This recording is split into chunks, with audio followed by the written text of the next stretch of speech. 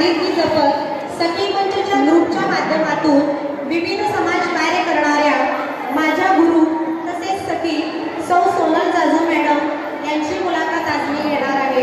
सर्वप्रथम नमस्कार मॅडम। नमस्कार। आपला अल्पसा परिचय तुम्ही थोडासा विद्यार्थ्यांना करून द्यावा अशी विनंती आहे।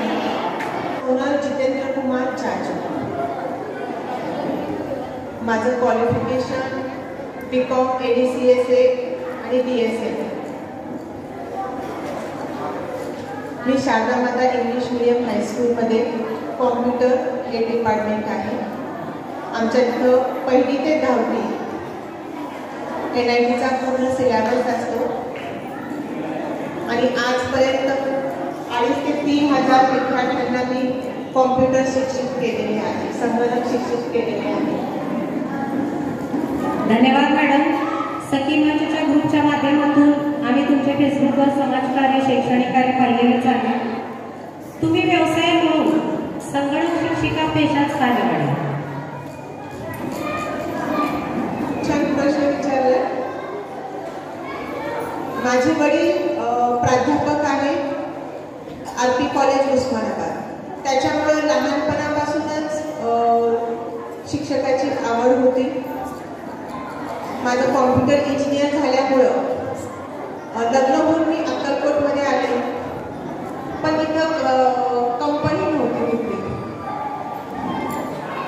मग शिवपुरीमध्ये डॉक्टर श्रीकांतजी राजीववाले हे आमचे गुरु आहेत। त्यांनी सांगितलं की तुमचं एवढं छान झालेलं आहे तर आपल्या शाळेमध्ये कॉम्प्युटर जर शिकवलं आणि मुलांना तंत्रज्ञान शिक्षित केलं तर खूप छान होईल। मी एका पायावर तयार झाले, खूप आनंद झाला आणि मी शिक्षिका पेशाच केला। छान मॅडम। आजच्या स्पर्धेच्या युगात खरं तर तंत्रज्ञानाची खूप गरज आहे आणि तेच तंत्रज्ञानाचं काम शैक्षणिक काम तुम्ही मुलांना देत आहात, त्याबद्दल सर्वप्रथम तुमचे आभार। तुमच्या लहानपणी बालपणी केलेल्या एखाद्या शिक्षक दिनाची तुमची आठवण असेल तर तुम्ही मुलांना शेअर करू शकता का? शिक्षक दिन तुम्ही लहानपणी कसा साजरा केला, एखादी आठवण? हो, मला एक प्रसंग आठवतो।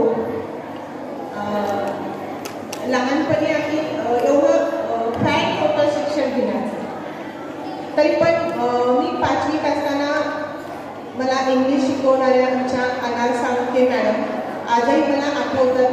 त्या खूप छान शिकवत होत्या आणि त्या मला खूप आवडायच्या पण। काही प्रश्न विचारला की माझा हात वर असायचा, त्यामुळे मला लगेच उत्तर देण्याची संधी मिळायची, त्यामुळे मला खूप आवडायचं ते।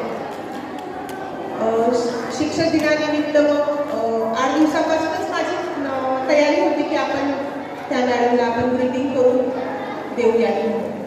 मग 8 दिवसापासून मी ग्रीटिंग छान असं डेकोरेटिव्ह करण्याचा प्रयत्न केला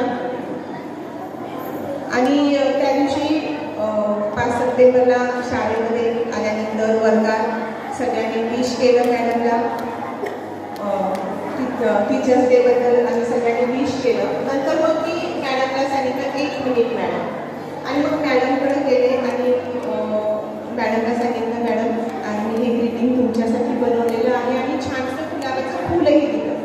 त्यांनी ग्रीटिंग उघडून बघितलं, त्याच्यामध्ये मी लिहिलेलं होतं वक्रतुंड महाकाय। त्यांना खूप आवडलं ते आणि मी त्यांचे पाया पडल्यामुळे त्यांनी मला जे मिठीत घेतलं ते अजूनही मी विसरू शकत नाही तो क्षण। संगणकामध्ये वेगवेगळ्या गोष्टी शिकणं महत्त्वाचं आहे। येस, संगणकामध्ये आपण काय काय करू शकतो? जावास्क्रिप्ट लँग्वेज, येस, हे सगळं काही आपण नवीन तंत्रज्ञान अवगत करून घेऊ शकतो। धन्यवाद मॅडम। सध्याच्या स्पर्धेच्या युगात जर टिकून राहायचं असेल तर आपल्याला तंत्रज्ञानाचा उपयोग सुद्धा शिक्षणामध्ये तेवढ्याच प्रमाणात करावा लागेल, तरच आपली मुलं ही स्पर्धा परीक्षेच्या युगात टिकून राहतील। शिक्षक होणं सोपं की विद्यार्थी होणं सोपं?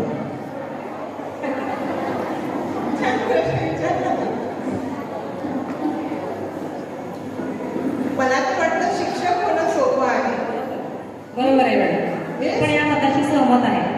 विद्यार्थ्यापेक्षाही सोपं आहे. धन्यवाद मॅडम. जर तुम्ही या क्षेत्रात आला नसतात तर तुमचं इतर क्षेत्र कोणतं होतं निवडायचं? या क्षेत्रामध्येही मी खूप आनंदी आहे, समाधानी आहे. हे क्षेत्र नसतं तर मी आर्मीमध्ये